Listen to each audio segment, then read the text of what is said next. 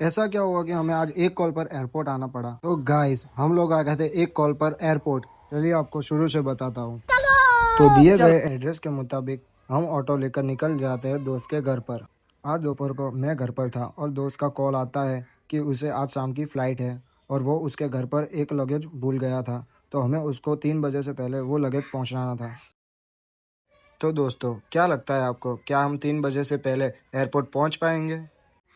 और अभी बज गए थे दोपहर के 1:30 और हमें पहुंचना था विश्वकर्मा टेम्पल।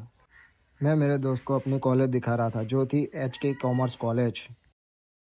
और थोड़ी देर बाद हम आ गए थे कपासी सर्कल।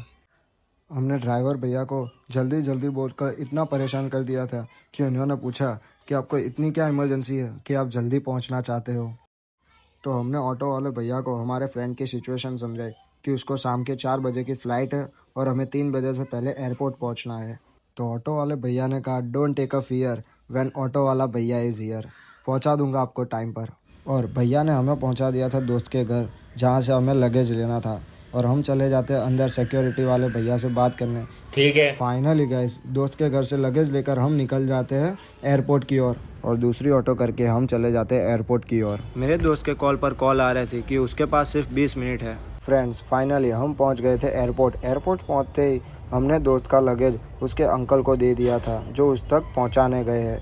और हम एयरपोर्ट के बाहर दोस्त के अंकल का वेट कर रहे थे और उतने में मैंने देखा क्या कि यहाँ पर टाटा की न्यू मॉडल BE6E दिखी हमें।